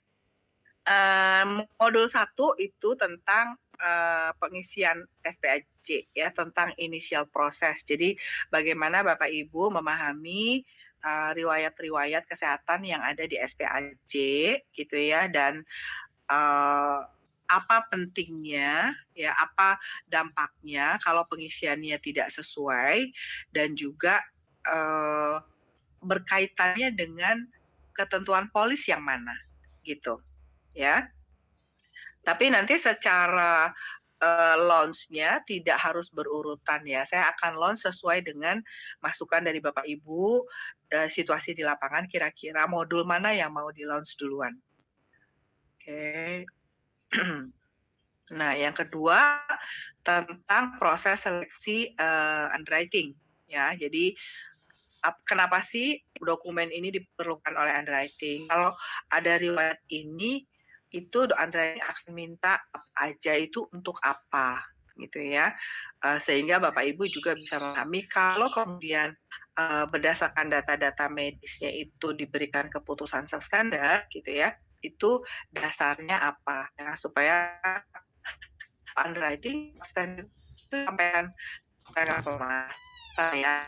Jadi pemasaran bisa jelaskan juga nasabahnya kenapa harus membayar di ada kita ini harus aja dibayar sejelasnya, tapi nanti itu dalam waktu berapa lama misalnya, kalau karena yang tadi tuh contohnya udah sedemikian beratnya, jadi nggak mungkin aja itu ditinjau ulang gitu ya. Itu pastinya sih sangat memudahkan Bapak Ibu ya kalau punya pemahaman gitu. Terus modul tentang claim reimbursement. Ini cukup banyak juga, lebih ke proses ya. Sama juga karena kan di klaim juga ada penawaran substandard. Jadi memahami bagaimana kok polis udah bertahun-tahun ya, kenapa bisa ditinjau ulang? Terus kenapa dengan tinjau ulang itu jadi klaimnya yang sekarang nggak bisa dibayar? Padahal klaimnya misalnya kecelakaan. Ya udah mau tinjau ulang aja entar katanya gitu kan. Tapi ini klaimnya klaim kecelakaan, gitu kan. Ya bayar dulu dong yang kecelakaan. Nah, kenapa itu nggak bisa? Ya, itu nanti dijelaskan. Cashless ada yang beririsan dengan reimbursement, tapi penekanannya adalah kayaknya yang masih rada ribet itu di proses penjaminan di luar negeri. Enggak, Bu, masih ruwet banget ya. Memahami pre-certification aja itu ruwet banget. Benar nggak? Nah, saya pengen banget buat Bapak Ibu tuh paham seluk-beluk pre-certification sehingga Bapak Ibu tuh ngerti banget dengan skenario salah Bapak Ibu di sini itu secara dasarnya prosesnya seperti apa Bapak Ibu tuh paham gitu ya. Jadi nggak setiap kan Bapak Ibu pengennya kalau nasabahnya yang ke luar negeri berobatnya biasanya yang high net worth ya, yang wealthy. Nah, itu sebetulnya target pengennya dapat tasnya ya. Nah, tapi mengetahui kompleksinya Ibu kan paham gitu, supaya bisa nih ikut apa ya mendampingi dan memonitor kira-kira bagaimana harus apa yang dilakukan gitu. Ya, nah itu yang saya pengen banget karena gemes ya.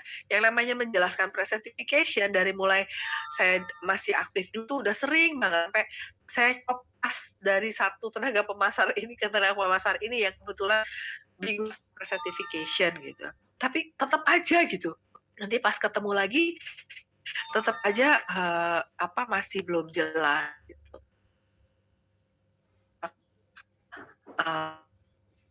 Semoga bermanfaat lah ya. Ini yang modul ini.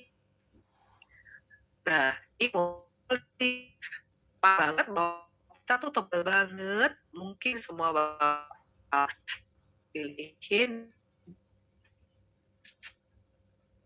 kan temukan dalam arti sering Bapak Ibu itu either misperception atau yang memang belum paham aplikasinya seperti apa. Kalau cuman menghafalin definisi, pengecualian 12 bulan itu penyakitnya ini, itu mungkin gampang ya. Tapi kemudian mengaplikasikannya berdasarkan contoh skenario itu juga penting. Supaya Bapak Ibu pengennya paham. Karena kalau paham itu nggak lupa ya Bapak Ibu. Ya. Terus ditweak sedikit skenario-nya, Bapak Ibu masih bisa solve gitu ya. Masih bisa mengestimasi lah gitu. Tapi kalau cuma hafal, apalagi udah hafal nggak paham, nggak tahu itu yang bahaya, bisa over promise ya. Nah saya ketentuan polis ini bisa beberapa gitu. Jadi definisi itu sepertinya akan pertemuan tuh bisa 2-3 jam. Terus nanti baru ketentuan polis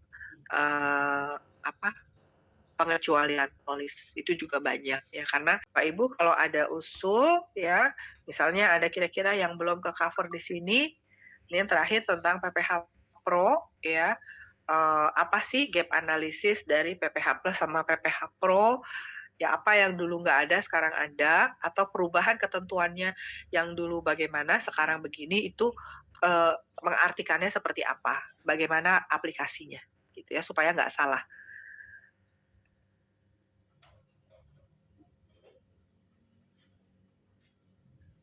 Nah, kalau Bapak Ibu ada usulan, silahkan open to feedback. Kalau misalnya ada topik yang belum tercantum tadi ya, belum tercover, mau diusulkan sebagai topik modul nanti boleh. Kayak kemarin ada minta tambahan DSA, gitu. DSA masih pada bingung, yang mana yang dibayar, mana yang enggak, gitu. Nah, ini sudah lewat sebetulnya ya. Sekarang kita boleh bahas pertanyaan. Gimana Bapak Ibu? Bagus banget dokter. Terima kasih. Ini masih apa ya? Teaser ya Pak? Masih teaser. Mau nanya izin. Saya kan nggak buka kamera, mohon maaf ya dokter dengan dokter Arifin. Aku yang rada masih bingung sampai sekarang itu gini, pertanyaan kan sebenarnya ya. Nah, kalau sering kita nasabah kita major ya, begitu major, punya salah satu contoh, dia padahal udah setahun yang lalu. Nah, tapi pada saat dia major, kenapa ya selalu diminta medical, kayak SPOMED lah atau apa, itu seperti itu. Nah, kemudian just in case dia adalah nasabah baru yang notabene itu dia nggak punya data di Prudential, kan jelas-jelas pertanyaan di SPAJ kita itu, apakah dalam 5 tahun terakhir dia ada asma? Pasti kan saya jawabnya tidak, karena udah 11 tahun yang lalu dan memang nggak ada riwayat lagi dan dia udah sembuh gitu loh. Dan sama sekali maksudnya dia udah kasih tahu nggak ada riwayat rumah sakit dan saya udah lama nggak makan obat, nggak pernah kambuh. Nah, tapi karena kalau dua orang yang bersatu dia lama Prudential, satu dia adalah orang baru, nasabah disuruh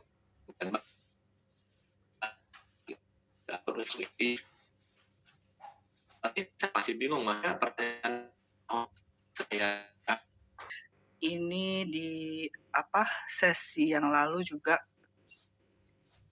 saya present karena jadi memang si RS kayaknya dispute ya teman-teman ya. Tapi dong kayak kita diulang ke PSF ke nah mungkin kasih penjelasan ini jadinya kayak itu sih pengalaman saya, Dok. Mungkin atau gimana ya sebaiknya? Kalau tadi ya soal perbedaan antara nasabah baru sama nasabah yang lama gitu ya, karena kan nggak tahu gitu ya, itu benar sih, saya juga setuju ya, artinya karena tahu terus jadinya diutik-utik walaupun udah ini berapa tahun yang lalu gitu ya, tapi padahal kalau nggak dibilang kan jadinya underwriting juga nggak tahu gitu ya. Nah, coba sekarang kita lihat ini dulu ya. Nah, ini saya udah buatin si SPAJ 5 tahun. Yang sebelah kiri itu pertanyaan yang SPAJ di bawah 5 tahun. Artinya histori yang harus dinyatakan. Yang tanpa batasan tahun di sebelah kanan ya. Nah, yang di bagian bawah itu saya highlight merah. Bapak Ibu, ini kan ada dana ya. Saya khawatir Bapak Ibu tuh terpaku sama si yang di highlight merah. Jadi kondisi-kondisi medis yang perlu dinyatakan walaupun lebih dari 5 tahun itu hanya kalau kanker, ginjal, kencing manis, dan lain-lain. Sedangkan diagnosa lainnya nggak usah. Tapi kalau next time-nya berarti waktu klaim nasabah baru harusnya dia nggak problem kan, karena dia jawab benar-benar sesuai dengan SPAJ dan dia nggak ada konsultasi lagi, nggak ada data lagi di rumah sakit udah 11 tahun yang lalu seperti itu. Harusnya secara klaimnya. Iya, kalau selama nggak ada datanya itu tuh nggak akan jadi masalah, Dok. Oke. Ya kan? Okay. Nah,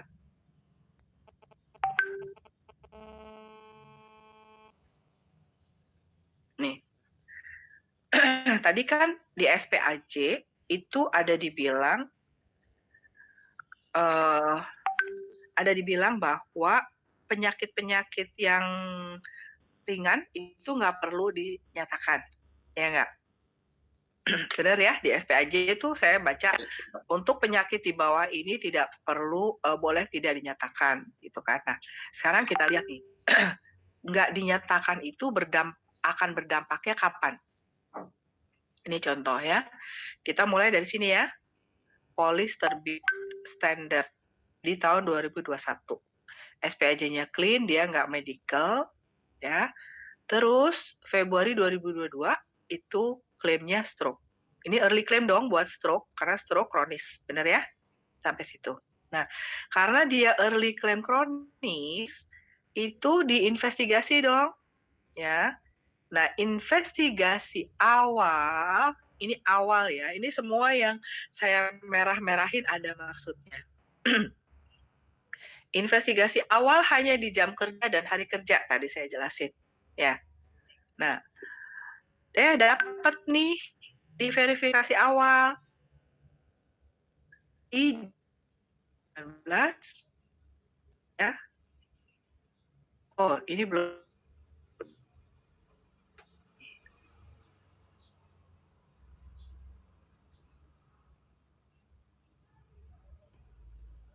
Ya. Di verifikasi awal baru dapat nih Februari 2019 dan Desember 2015. Ini udah lebih dari 5 tahun ya. Jadi nggak bakalan ke record. Syukur-syukur suka ada yang ngasih tahu ke apanya, entah penyakit dalam, ke bagian tapi sebagian itu hanya mau ngasih tahu tahun, bulan dan tahun. Ya. Nah, jadi di titik ini PMN hanya taunya bahwa ada non-disclosure. Ya. Atau jangan non-disclosure deh. Ada data yang belum tercantum. Ya. Apakah ini berkaitan sama stroke-nya? Nggak tahu. Ya. Nah, terus kan di versi data lebih minta EPS dong, minta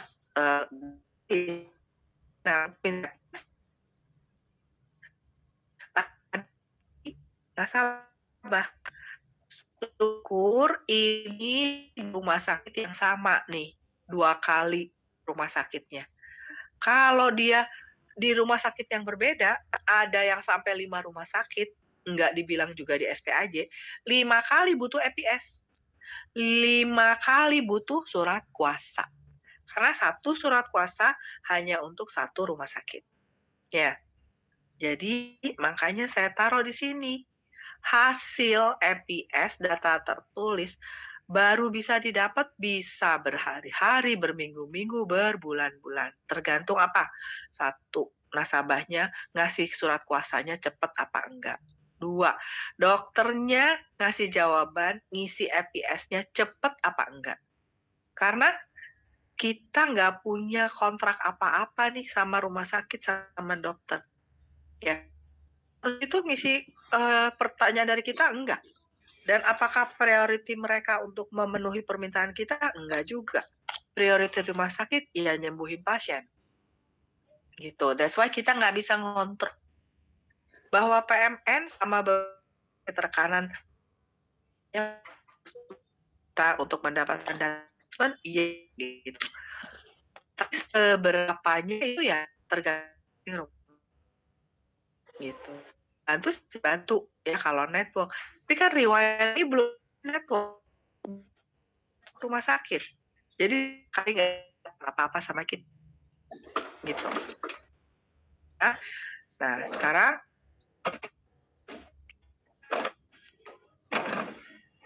tuh bulan kemudian baru dapat. Oh iya, bener kok ternyata medical record dia bilang bahwa dia tipes berdarah. Klaimnya bayar, kan udah lewat masa tunggu, jadi dibayar, tapi reimbursement. Cashless nggak bisa. Karena PMN nggak akan mau, cuman verbal dari nasabahnya bahwa tahun itu tuh demam berdarah atau tipes. Ya.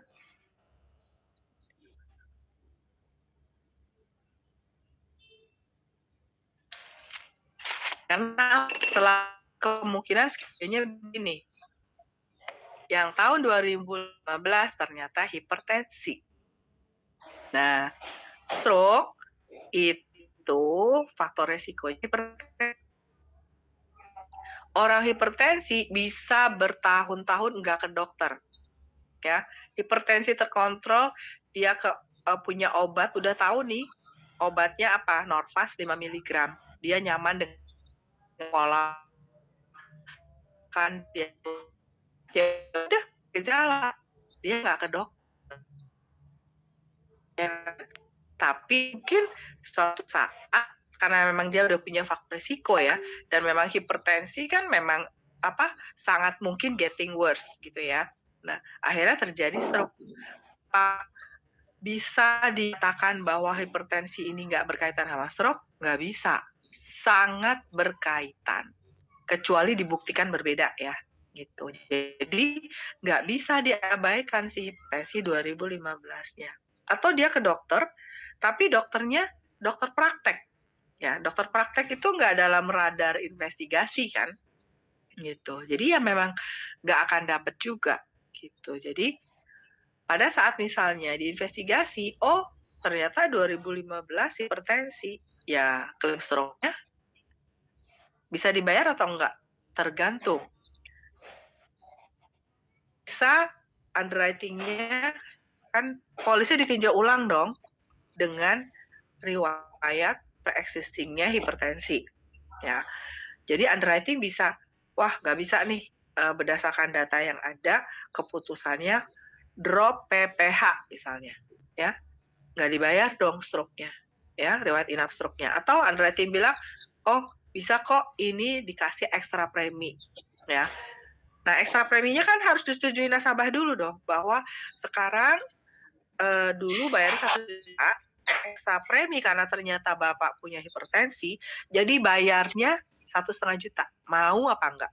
Kalau nggak setuju, di drop PPH-nya, dibatalin PPH-nya, ya. Jadi makanya kenapa walaupun di sini klaimnya kecelakaan, gitu ya, itu kalau ada tinjau polis itu nggak bisa juga dibayarin gitu kan, nggak berhubungan. Sekarang kan klaimnya kecelakaan, non disclose-nya kan nggak berkaitan, nggak bisa, karena pada saat ditinjau ulang polisnya dan keputusannya polisnya dibatalin atau itu kos rawat inap kemarin gitu Bapak Ibu. Nah makanya di NSJ boleh nggak dinyatakan sakit ringan, Pak Ibu berdoa sebanyak klaim waktu 2 tahun. Kalau klaim ya diare aja, jadi ada investigasi gitu. Nah, padahal kalau dinyatain di SPAJ gimana? Misalnya di SPAJ atau di LPK ya, ditulis Januari 2019 dirawat karena DBD, Desember 2015 dirawat karena tipes misalnya, ya. Kan pada saat apes stroke dan investigasi awalnya ketemu Januari 2019 dan Desember 2015 pernah dirawat di rumah sakit, anak bisa menghubungkan gitu, ya. Bisa menghubungkan si Januari 2019 yang ditemukan dengan investigasi awal itu, oh dia udah bilang kok di SPAJ bahwa Januari 2019 itu demam berdarah gitu.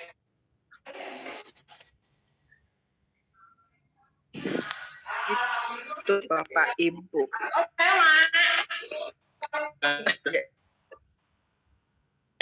Bocor loh dok tadi.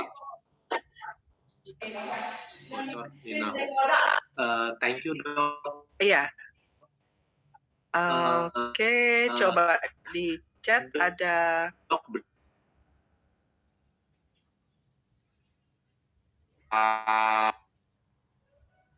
Ini pertanyaan tadi saya lihat di banyak tentang yang SPAJ ini. Ada yang masih belum jelas nggak? Misalnya kalau kita mau fokusin di soal si pertanyaan 5 tahun.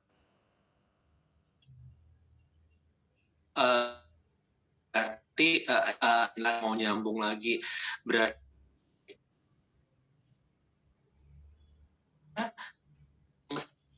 udah lewat 5 tahun dan ya gitu ya santai tapi amandemennya kedengaran ya. Suara saya kedengaran nggak ya? Kedengaran. Putus Iya, Dokter agak Arifin. ngelek-ngelek. Agak ngelek-ngelek. Oh, putus. Mungkin tips nih ya dok. So- Kalau sorry, internetnya kurang bagus. Jadi maksudnya meskipun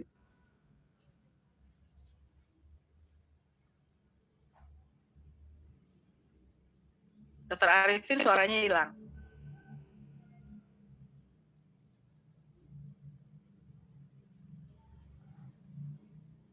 Oke, Bapak Ibu, jadi yang dulu yang mungkin Iya. Dokter Arifin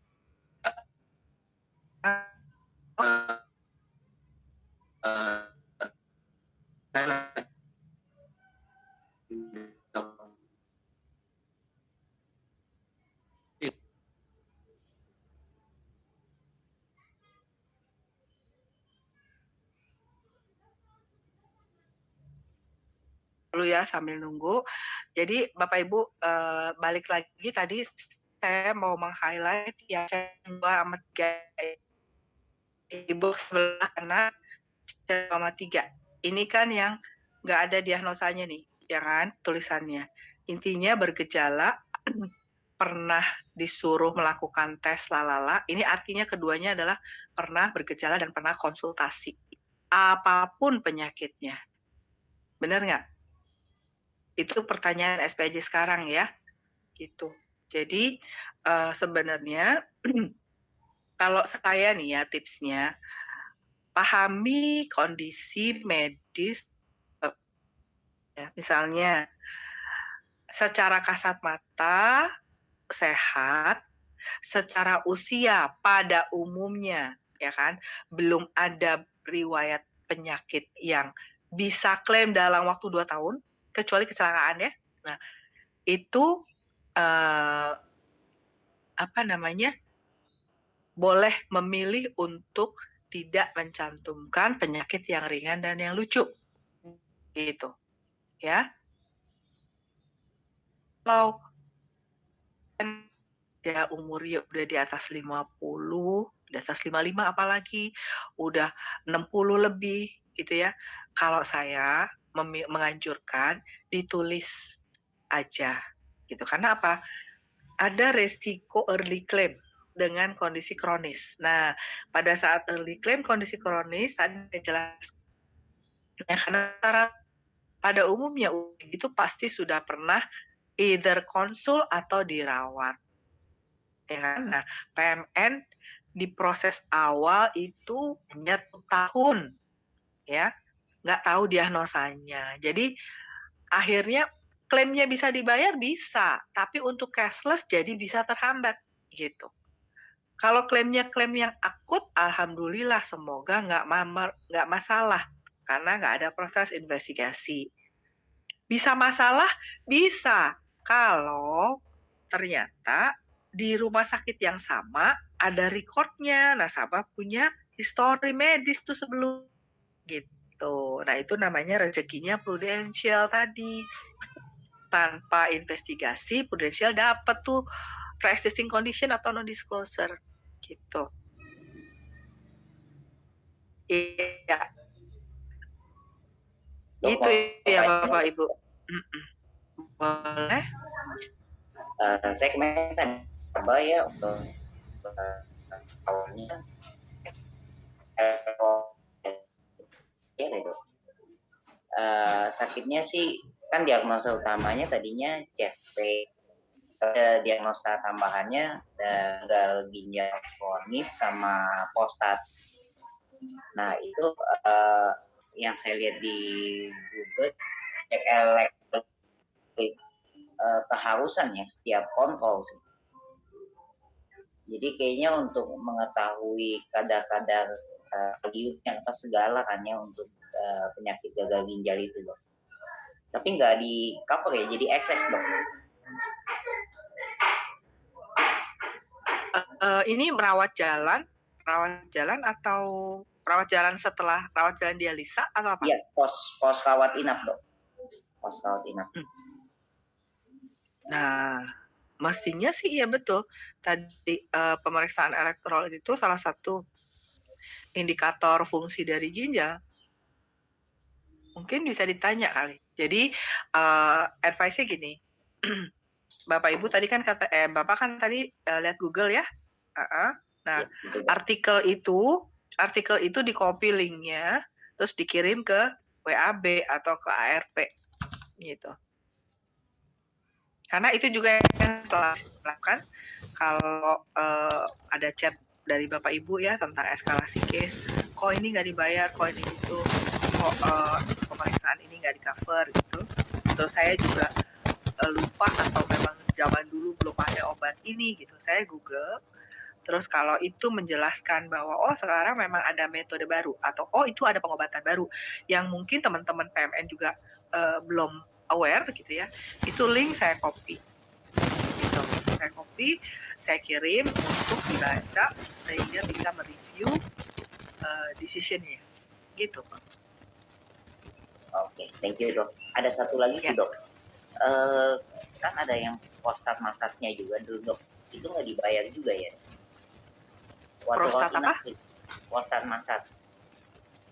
Mas, itu tumor prostat. Waktu rawat inap diapain? Jadi dokternya pakai sarung tangan dimasukin ke tubuhnya buat ngecek apakah ada pengerasan. Soalnya PSA-nya pemeriksaan. Pemeriksaan. Oh, Jadi kok dicas ada prostat massage? Iya, prostat massage. Jadi dia cek daging prostatnya itu katanya keras apa enggak. Kalau keras itu ada indikasi ke kanker katanya. Ya, tapi itu kan bagian dari pemeriksaan fisik. Iya, pemeriksaan jadi fisik. Maksudnya nggak harus di-charge terpisah gitu. Kayak misalnya apa sih, udah LPK terus dokternya melakukan periksa wasir kan juga sama tuh, dicolok duburnya gitu ya. Itu kan kita nggak bayar terpisah atas tindakan colok duburnya sendiri. Itu mungkin yang perlu di ini sih sama sebetulnya PMN-nya ya. Artinya kenapa kok ada charge massage prostat gitu.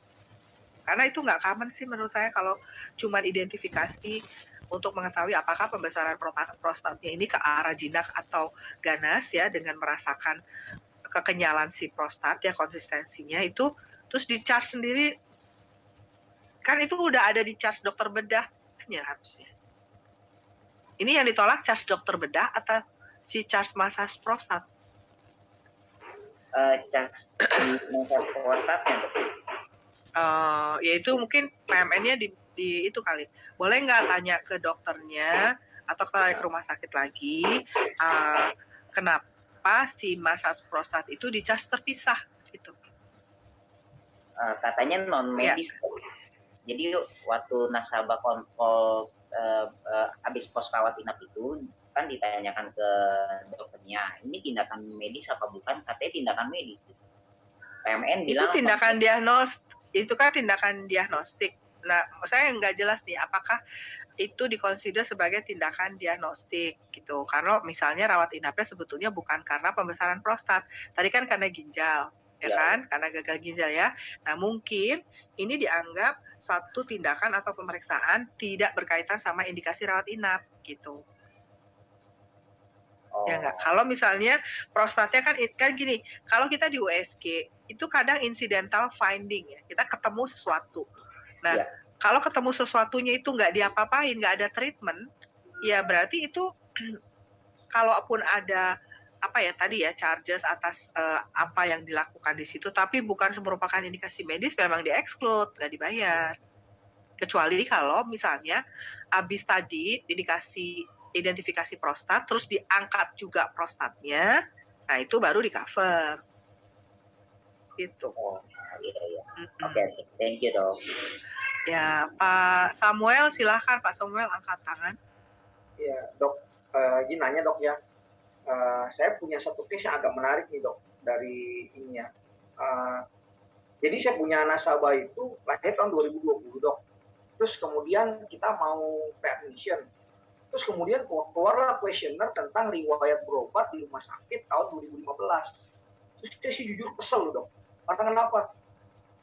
Orang nasabahnya jelas-jelas lahir tertera gitu ya, di identitasnya lahir 2020, kemudian diminta riwayat kesehatan, dia pernah berobat di rumah sakit di tahun 2015. Jadi sebenarnya boleh nggak dok kasih pencerahan ke kita, gimana sih sistem pencarian data dari PMN atau bagian klaim itu tentang hal-hal yang seperti ini dok untuk readmisi? Terima kasih ya dok. Kalau berdasarkan cerita Bapak ya, kalau betul nih lahirnya aja tahun 2020, menurut saya sih itu error ya. Basis pencarian datanya sudah error gitu. Nah, mungkin apakah ada salah nama. Kan gini, waktu identifikasi atau verifikasi awal, itu kan yang kita berikan ke rumah sakit itu adalah nama dan tanggal lahir gitu. Nah, apakah si pemberi informasi dalam hal ini misalnya awalnya dari medical record ya, itu memberikan data yang salah. Jadi sebetulnya data orang lain yang lahir bukan tahun 2020. Cuman namanya mungkin plek-plekan sama. Gitu. Jadi kalau ada yang obviously salah begitu, Pak, tahun lahir baru lahir 2020 ditanya 2015 kan salah banget. Itu nggak usah pusing-pusing, bilang bahwa ini kok nanya tahun 2015 sedangkan tahun 2020 baru lahir, gitu aja. Iya, karena kemudian sampai sekarang readmisinya ganti dok, udah 2 kali dok. Jadi dia kita kirimkan, terus kemudian investigasi, karena waktu itu belum di bawah 2 tahun, sudah lewat 2 tahun tuh kita ajukan lagi, terus pending lagi, sampai sekarang belum ada jawaban, tapi nggak ada pendingan. Tapi begitu saya tanya, dia bilang masih belum ada jawaban, karena untuk kasus hernia inguinalis. Tapi dokter kan sudah centang bahwa ini memang idiopatik, bukan bawaan lahir. Ya begitu sih. Enggak. Ya. Sekarang masalahnya diselesaikan satu-satu dulu. Tadi basisnya investigasi untuk orang yang lahir 2015-nya itu kan salah. Itu dulu kan, itu dulu dibetulin sehingga supaya case-nya maju. Gitu. Jadi kalau kita nggak belum kita bicara soal diagnosanya. Jadi ini orangnya yang dicari, data medisnya orang yang benar apa enggak itu dibetulin dulu. Ya kan? Iya, karena kalau enggak nanti jadinya mencari sesuatu punya orang lain. Ya enggak? Ini kalau cerita tadi Bapak sesuai ya, belum lagi ngomongin masalah apakah si hernia inguinalis pada anak-anak itu bukan kongenital gitu. Karena biasanya hernia inguinalis kalau masih anak-anak itu memang bawaan. Gitu. Gitu ya. Berarti